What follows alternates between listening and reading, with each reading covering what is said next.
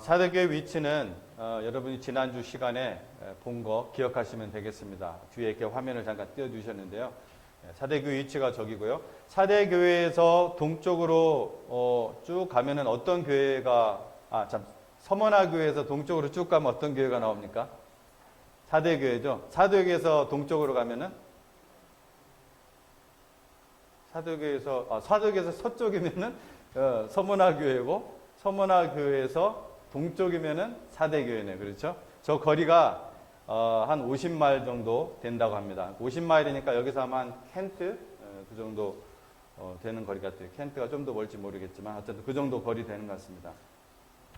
우리가 계속해서 요한계시록 7개 교회에 대해서 하나님의 말씀을 나누고 있습니다. 제가 잊어먹을까봐 미리 이제 말씀드리는데 다음 주에는 이제 좀 있으면은 여러분 이제 투표도 하시고 선거철이잖아요. 그래서 그것에 좀 우리가 어떻게 이런 것에 대해서 우리가 임해야 되는가, 그리스도인으로서 그것에 대한 메시지를 제가 좀 다음 주에는 준비하고자 합니다. 그래서 미리 여러분에게 말씀을 드립니다. 그래서 다음 주는 계시록 7개 교회를 하지 않습니다. 오늘은 그 7개 교회 중에서 이제 사대교회.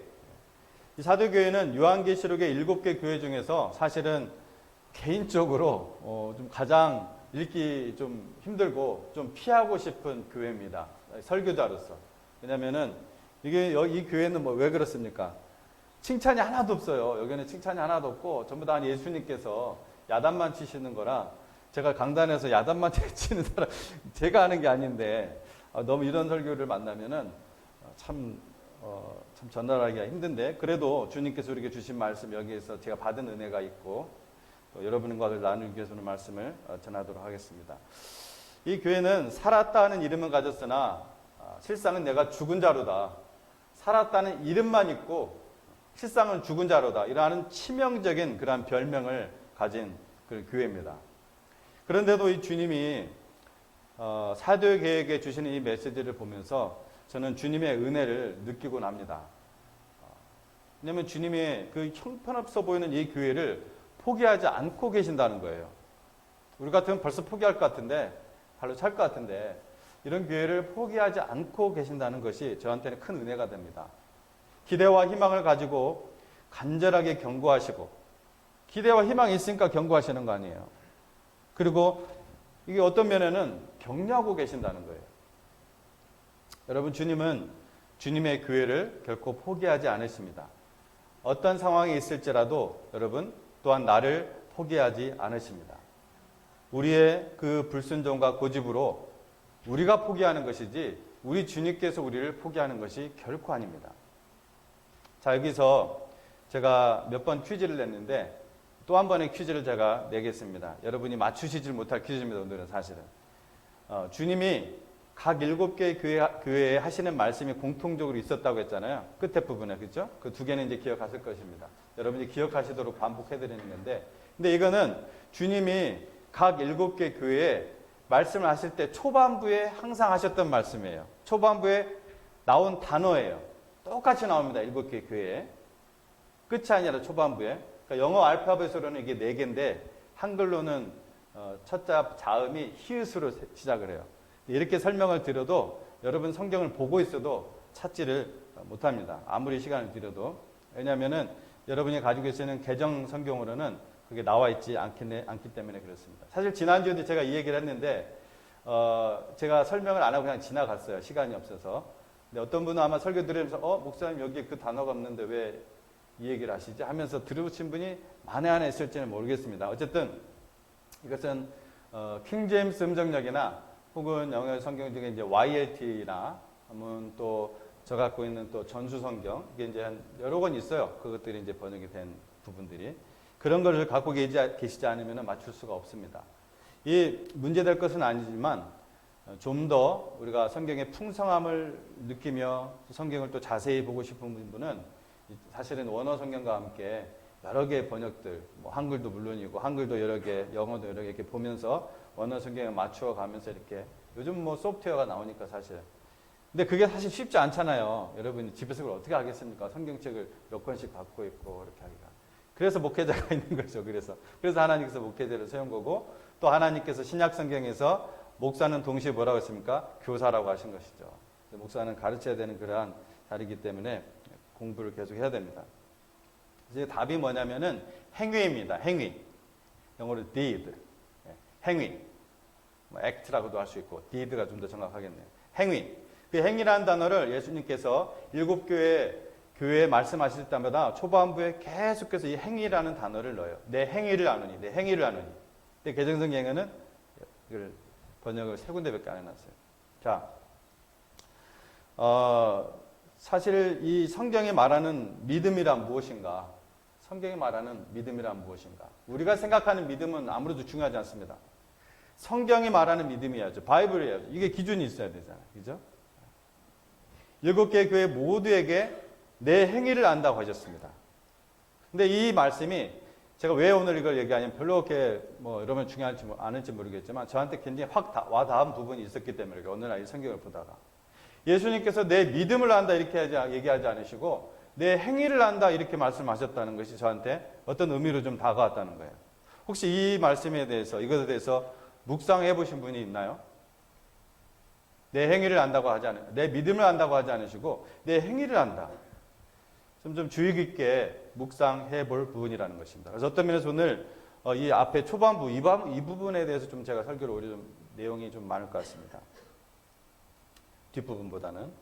그래서 전 세계 교인들이 이 이민교회 또 한국교회뿐만 아니라 이 전 세계 교인들이 교회에서 가장 교회든 바깥에서든 교인들이라면 교회 다니는 사람들이라면 가장 많이 사용되는 단어 중에 하나가 믿음일 것입니다. 근데 그럼에도 불구하고 전 세계 교인들이 가장 오해하며 사용하는 단어가 또한 저는 믿음이라고 생각합니다. 이 믿음은 단지 어떤 진리에 동의하는 것이 아닙니다. 맞소, 옳소, agree 하는 그게 아니에요. 그것은 그 진리로 내가 걸어가겠다는 순종입니다. 이 말이 무슨 말이냐면은 그렇다면 율법주의적인 그런 삶을 말하는 것입니까? 절대 아닙니다. 이것은 이렇게 믿음으로 걸어가다가 때로는 한눈 팔고 또 넘어질 수도 있죠. 우리가 연약하죠. 그래서 갓난아이가 처음부터 씩씩하게 걸을 수 없잖아요. 믿음 안에서 위로부터 다시 태어난 그 사람도, 영적으로 태어난 그 사람도 마찬가지입니다. 처음부터 잘 걸을 수 있는 사람은 없습니다. 그리고 잘 걸어가던 사람도, 믿음에 성숙해서 잘 걸어가던 사람도 넘어질 수 있습니다. 때로는 한눈 팔 수도 있습니다. 저도 마찬가지입니다. 그러나 하나님의 구원은 완전하시기 때문에 믿음이 진짜 있는 사람은 반드시 진리대로 일어서고 진리를 사랑하고 진리를 걸어가고 달려가기도 합니다. 이게 믿음이에요. 성경에 말하는. 어떤 컨셉션이 아니라는 거예요. 믿음은 당신의 머리로 판단하고 입술로 하고 마는 것이 결코 아닙니다. 그것은 성경이 말하는 믿음이 아닙니다. 사도 야고보는 이렇게 얘기했죠. 행함이 없는 믿음은 그 자체가 죽은 것이라. 아주 너무나 분명하게 말씀을 하셨습니다. 그리고 이어지는 야고보서 2장 18절 19절 말씀에서 이렇게 얘기를 합니다. 어떤 사람은 말하기를 너는 믿음이 있고 나는 행함이 있으니 행함이 없는 내 믿음을 내게 보이라. 굉장히 수사학적인 그런 말씀이죠. 나는 행함으로 내 믿음을 내게 보이리라 하리라. 내가 하나님은 한 분인 줄을 믿느냐? 잘 아는도다. 귀신들도 믿고 떠느니라. 여러분 귀신들이 구원받습니까? 믿었다고 해서? 아닙니다. 야고보가 너무나 정확하게 이 믿음의 의미를 수사학적으로 설명을 해주고 있습니다. 야고보뿐만 아니라 어떤 면에서 오해되고 있는, 그러니까 오해라기보다는 이 좀 다른 방향을 보여주고 있는 이 사도 바울. 사도 바울은 여러분 믿음만, 우리가 생각하는 그런 좀 잘못된 개념으로 믿음을 자꾸 얘기하니까 저도 좀 설명하기가 좀 뭐한데, 이 사도 바울은 믿음과 행위에 대해서 로마서 10장 9절 10절에서 여러분이 제일 잘 아는 말씀은 제가 일부러 뽑은 거예요. 로마서 10장 9절 10절에 대해서 이렇게 표현을 합니다. 특히 이제 10절에 사람이 10절 말씀에 이거는 사람이 믿음으로 뭐죠? 사람이 입으로 믿어 입으로 시인하여 의에 이르고, 처음에 뭐라고 나왔죠? 사람이 믿음으로 믿어 의에 이르고 입으로 시인하여 구원에 이르느니라. 그렇죠. 앞으로 믿음 나오고 뒷부분에서 무엇으로 시인한다고 나와요? 입으로 시인하여 구원에 이르느니라. 그러니까 마음으로 믿어 의에 이른다고 말씀을 기록한 다음에, 그렇죠? 우리가 마음으로 믿는다는 말 잘 이해하잖아요. 그죠? 마음으로 믿어 의에 이른다고 말씀을 기록한 다음에 우리가 이 믿음이란 단어를 가지고 플레이할 줄 알고, 어떤 면에서 장난할 줄 알고 뒤에 덧붙인 말씀이 있어요. 즉 입으로 시인하여 구원에 이른다. 자, 여기서 시인이라는 단어를 그러면 우리가 잘 알아야 됩니다. 여기서 시인이라는 단어는 믿음이란 단어를 이해함에 있어서, 사도 바울이 얘기했을 때 이 시인이라는 단어를 이해함에 있어서 매우 중요한 단어입니다. 근데 제가 사실 이미 얘기했어요. 여러분 다 알고 있어요. 마태복음 10장 32절 33절 지난주에 했던 말씀입니다. 그렇죠? 설교 중에 마태복음 10장 32절 33절에서 10장 32절 33절에서 누구든지 사람 앞에서 나를 시인하면 나도 하늘에 계신 내 아버지 앞에서 그를 시인할 것이요, 누구든지 사람 앞에서 나를 부인하면 나도 하늘에 계신 내 아버지 앞에서 그를 부인할 것이다. 자, 여기서 입으로 시인한다는 것이 뭡니까? 그냥 내가 입술로 나불거리는 것이 아니라 사람들 앞에서 분명히 얘기했습니다. 그렇죠? 내 마음속으로 여러분 믿은 것을 아무 두려움 없이 모든 사람 앞에서 공언하는 것이 시인입니다. 여러분, 바울 시대뿐만 아니라 교회 역사 속에서, 그리고 지금 이 순간도 사람들이 듣고 보는 곳에서 예수님을 주와 그리스도를 시인하는 일은 여러분 크고 작은 희생이 따릅니다. 경제적인 압박, 가족들로부터의 외면, 또 감옥에 갇히고 고문과 사형에 처해지기도 합니다. 공산국가나 무슬림 국가, 사회주의 국가 이런 데서.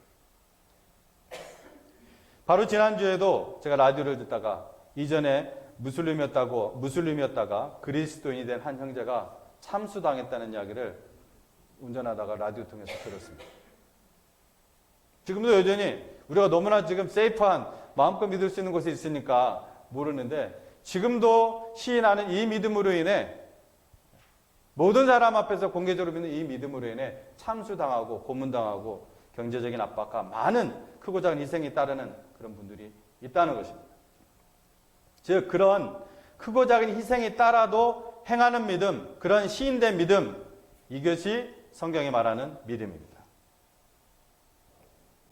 팬데믹 기간에 예배를 드리는 것도 여러분 크고 작은 희생이 따르죠. 여러분 지금 마스크 끼고 이제 겨울이 이제 좀 추운 날씨가 가까이 오니까 좀 덜한데 여름에 얼마나 힘드셨어요. 숨은 퍽퍽 막혀. 특히 어르신들 볼 때마다 늘 죄송했는데, 또 현장 예배도 그렇고 온라인 예배도 사실은 다른 또 힘든 일들이 있습니다. 견뎌야 되는 것들이 있어요. 모든 방해들로부터. 어떤 면에서 그게 더 힘들어요. 어제, 그러니까 제가 이 설교를 작성하던 때였으니까 수요일이에요. 그때 제가 한국의 어떤 교회 사역자가 하는 말을 제가 들었는데, 정말 부득이하게 온라인으로 예배 드릴 수밖에 없는 어떤 성도가 통화하다가 이제 그 목사님이 이런 말씀을 듣고 참 얘기하는 얘기를 들었는데, 송구한 마음에 집에서 예배를 온라인 예배를 드리니까 좀 늦게 일어나야 되잖아요. 오는 시간이 안 걸리니까. 그렇죠? 근데 일부러 그 송구한 마음에 평소 예배당 나오는 시간이랑 똑같이 일어나서 씻고 정성스럽게 옷을 차려입고 또 성경책, 헌금, 미리 준비할 거 다 준비하고, 예배 중에 가족들이 절대로 말 걸지 못하도록 다짐시키고, 핸드폰뿐만 아니라 방안 전화기 다 꺼놓고, 예배 시작되면은 찬송 드리고, 평소에 예배당 오면은 설교도 안 적던 분이 일부러 말씀에 집중하기 위해서 설교를 받아 적고, 끝날 때까지 절대 자리를 뜨지 않는다는 이야기를 그 목사님께 들었다는 것입니다. 굉장히 제가 얼마 전에 팬데믹 시작할 때 드렸던 예배의 지침사항, 가이드라인, 뭐 똑같이 하시는 분이에요. 어떤 분인지 모르겠지만. 여러분, 예배는 드리는 것이지 보는 것이 아닙니다. 모니터를 보는 것이 예배가 아닙니다. 여러분 예배를 모니터를 통해서 드려야 됩니다. 온라인으로 드리더라도 현장에서 예배를 여러분 구경하는 것이 아니라 보는 것이 아니라 예배를 드리는 것이라는 것을 명심하시기 바랍니다. 여러분 worship이라는 단어는 worth plus ship이라는 단어가 붙여진 단어예요. worth, 가치 있는 것을 ship, 드린다는 뜻입니다. worship. 그 단어 자체가 그런 것을 포함하고 있어요. 또한 주일 예배는 개인 예배와는 다른 거예요. 여러분 개인 예배 얼마든지 자유롭게 드릴 수 있습니다. 자유로운 옷차림 속에서 어느 곳에서든. 그러나 이 주일 예배는 함께 드리는 공적, 영어 표현으로는 퍼블릭 서비스라고 합니다. 이 모든 의식이 있는 공적 예배를 드리는 거예요. 성경의 기준에 따라, 성경의 가르침의 그 기준에 따라 같이 모여서 퍼블릭 서비스 드렸을 때 어떤 리튜얼을 가지고 어떤 게 드렸나. 그게 성경적인 예배예요. 굉장히 중요한 것입니다. 그렇게 계속하는 것이, 온라인으로 그렇게 계속하는 것이 현장 예배보다 오히려 더 큰 노력이 들어가지만 역시 모니터로 드리는 예배와 성도가 함께 모였을 때 숨소리를 들으며 찬양소리를 같이 들으며 눈빛을 서로 마주치며 하는 이때 임재하시는 그 영광의 체험은 다릅니다. 이건 제가 하는 얘기가 아니에요.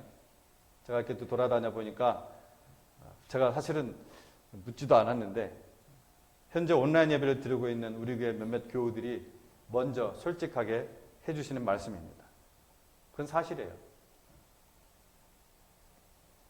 그래서 이 팬데믹에 정말로 저는 가슴이 아프고 또 회개도 나옵니다. 목회자로서. 여러분도 그렇죠. 여러분이 목회자가 아니라도 여러분도 참 가슴이 아프고 또 여러분이 정말 하나님의 심정이라면 회개하는 마음도 나올 것입니다. 하나님께서 안일하게 살던 우리를 깨우시기 위해서 세속적인 질병을 허락하신 것이 아닌가 이런 생각이 듭니다. 하나님께서 이 병을 일으키시지는 않았다 할지라도 이것을 허락하시자면 일어날 수 없는 거잖아요. 하나님께서 허락하시자면. 로마서 14장 8절 말씀에 우리가 살아도 주를 위하여 살고 죽어도 주를 위하여 죽나니 그러므로 사나 죽으나 우리가 주의 것이로다. 이 말씀은 지혜 없이 무모하게 사는 사람을 커버해 주는 말씀이 아닙니다. 이 말씀 안에서 최선을 다해 주님을 사랑하는 말씀이죠. 여러분은 주님의 것입니까? 여러분 주님께 속한 자입니까? 그렇다면 여러분은 어떤 상황 속에서도 능력 주시는 예수 그리스도 안에서 모든 것을 할 수 있는 분들입니다. 제 말이 아닙니다. 많은 희생에도 불구하고 많은 사람들 앞에서 시인하는 믿음, 그 피 흘린 발자취에 의해 하나님의 교회가 세워진 것입니다. 우리 그 엄청난 그 피 흘린 발자취를, 그 은혜를 잊어서는 안 돼요. 그리고 그것이 바로 역사 속의 모든 교회를 대표하는 이 7교회에 공통적으로 내가 내 행위를 안다. 그 기록한 말씀이 강조하는 내용입니다.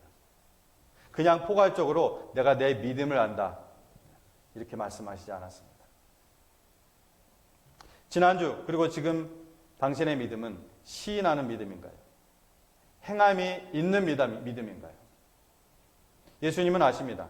그것이 서머나 교회처럼 여러분에게 위로의 말씀이 될 수가 있고 사대교회처럼 경고의 말씀이 될 수도 있습니다. 그러나 그것이 위로이든 경고이든 하나님의 마음은 오직 사랑에서 비롯된 것입니다. 그걸 알고 계십니까? 믿으시나요? 저는 믿습니다. 다시 한번 사도에게 주신 말씀을 나에게 주신 말씀으로 생각하면서 1절을 제가 읽어보도록 하겠습니다. 사대교회 사자에게 편지하라. 하나님의 7영과 7뼈를 가지신 이가 이르시되 내가 내 행위를 아노니 내가 살았다는 이름을 가졌으나 죽은 자로다. 예수님은 사대교회에 무엇이라고 야단치십니까? 살았다는 이름을 가졌으나 실상은 내가 죽은 자로다. 이것은 교회가 겉으로는 성도도 많고 그러니까 사람도 많고 돈도 넘쳤지만 생명이 없는 상태의 교회였다는 것입니다. 그런 교회 많죠? 제가 8월 달인가 들었는데 한국에 있는 대형교회 150개 교회가 대형교회 건물 150개 교회가 경매에 올라왔다 하더라고요. 어쩌면 하나님 좀 털고 계시는 게 아닌가 생각도 들고. 자, 우리가 이것을 단편적으로만 듣고 우리 중앙침례교회는 적어도 사대교회는 아니구나, 뭐 이 정도 건물 가지고 이렇게 생각하시지는 않을 거 아니에요, 그죠? 그렇게 안심하면 안 되죠. 포인트는 그게 아니니까. 살았다는 이름은 가졌으나 실상은 죽은 교회. 자, 이 명제를 가지고 이게 거의 어떤 교회일까? 뭐 어떤 교회를 말하는 것일까? 아까는 좀 피상적인 얘기를 했습니다. 뭐 건물 얘기하고, 뭐 버짓 얘기하고. 실상, 이게 도대체 어떤 교회일까? 성경적인 논리를 우리가 한번 풀어볼 필요가 있죠. 그러니까 죽은 교회란 생명이 없는 교회입니다. 그렇죠? 죽은 교회란 생명이 없는 교회예요. 여러분, 참 생명은 누구에게 있습니까? 오직 예수님 안에만 있습니다. 그러면은 예수님이 없다는 거예요, 이거는. 그 안에 딱 들어왔는데 예수님이 발견되지 않는다는 거예요. 많은 것들이 다 있는데 다 갖춰져 있어. 근데 그 안에 예수님이 없어. 예수님이 안 보이고 사람이 보여. 그게 죽은 교회입니다. 그게 생명이 없는 교회입니다. 예수님 밖에 있는 모든 사람은 죄로 말미암아 영생에 구는 하나님과 단절된 상태로 있습니다. 그러니까 죽어 있는 거죠. 예수님 안으로 들어오지 않으면 그대로 영원한 죽음의 세계, 영원한 불못으로 들어가는 것이 성경의 말씀입니다. 그래서 잠시 동안은 우리가 먹고 자고 싸고 놀고 뭐 살아있는 것처럼 보이지만 영생의 하나님과 단절되어 있기 때문에 실상은 뭐예요? 죽은 거예요. 살아있는 것처럼 보이지만 인생의 목적지가 어떤 근사한 목표, 비전을 갖고 있다 할지라도 예수님 밖에 있는 사람은 그 인생의 목적지가 뭐예요? 영원한 불못입니다. 예수님은 내가 곧 길이요 진리요 생명이라고 하셨습니다. 내가 생명이라고 하셨어요. 즉 살았지만 죽은 교회라는 것은 예수님이 보이지 않는 교회, 예수님이 없는 교회 적어도 그런 교회를 말하는 거예요. 예수님을 자랑하고 예수님을 사랑하고 예수님을 묻고 예수님을 이야기하고 예수님을 대답하고 예수님을 높이는 교회, 이게 참 생명이 있는 교회입니다. 성도들이 그것을 예배에서 배우고 능력을 얻어서 세상에 나가 예수님의 그 거룩하심과 그 사랑하심을 드러내어 울려 퍼지게 하는 거예요. 그것이 바로 생명이 있는 교회입니다. 예수님이 그래서 이러한 사대교에 대한 권면은 무엇입니까? 한마디로 하면은 회개하고 깨어있으라는 말씀이죠. 근데 회개하라는 말씀을 강조하시기 위해서 점진적으로 설명을 하시죠. 생각하고 지키고 회개하라. 뭘 생각하라는 거예요? 네가 들었던 그 복음, 네가 받았던 그 복음, 그 생각하고 다시 지키고 그리고 회개하라. 또 뭐라고 했습니까? 깨어있으라. 교회가 죽어 있다는 말씀을 하시는 것은 사실은 매우 충격적인 말씀이에요, 이게요. 우리에게뿐만 아니라 예수님에게도 엄청난 충격적인 말씀입니다. 여러분, 교회의 머리가 누구시죠? 교회의 머리 되신 주님께서 몸인 교회를 보시면서 죽었다 이렇게 얘기하시는 거예요. 죽었다. 머리 되신 그 예수님이 몸 보시면 그 말씀하실 때 얼마나 고통스럽고 슬프시겠습니까? 하지만 암이 다 번져서 죽기까지 내버려 두는 것은 사랑의 하나님이 아니시죠. 사랑의 하나님의 방법이 아닙니다. 자지 말고 어서 깨어서 그 암덩어리를 먼저 직시하고 바로 잘라내라. 너희는 이 세대를 본받지 말고 오직 마음을 새롭게 함으로 변화를 받아 하나님의 온전하시고 기뻐하시고 선하신 뜻이 무엇인지 분별하도록 하라. 말씀을 마무리합니다. 저는 교회의 붕 말기 중에 말기에 태어나서 10대 때 예수님을 영접하고 30대에 목회자가 되고 40대에 달라스에서 담임 목회를 시작하고 50대가 되어 이곳 클리블랜드로 하나님 옮기셨고 이제 4년이 넘었습니다. 50 중반이 되어 이 세대를 볼 때 교회가 이제 새로운 시기로 들어가고 있음을 느낍니다. 요즘 하나님께서 예수님이 보이지 않는 교회에 회개할 기회를 이미 오랫동안 주셨는데 회개하지 않고 깨어나지도 않는 모습에 털어버리시고 계시는 듯한 그런 느낌이라는 것입니다. 우리도 안심할 수가 없습니다. 나도 안심할 수가 없습니다. 여러분, 교회라고 하니까 멀리 느끼고 계시면 곤란합니다. 교회는 사람입니다.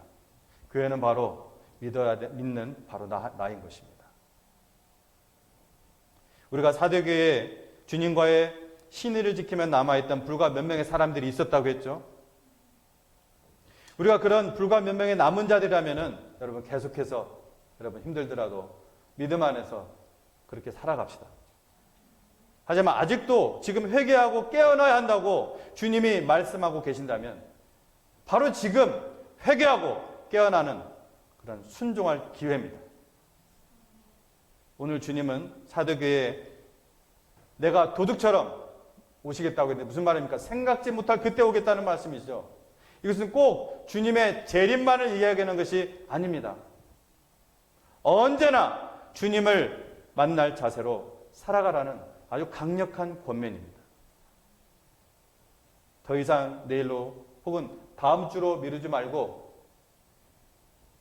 마라나타 초대교회 성도들은 이 말씀으로 서로 헤어졌다고 하죠. 그리고 축복했다고 하죠. 마라나타 주께서 임하시느니라 혹은 주여 어서 오시옵소서. 이러한 믿음으로 한 주간 또 살아가시는 여러분 되시기를 주의 이름으로 축복합니다. 기도하겠습니다.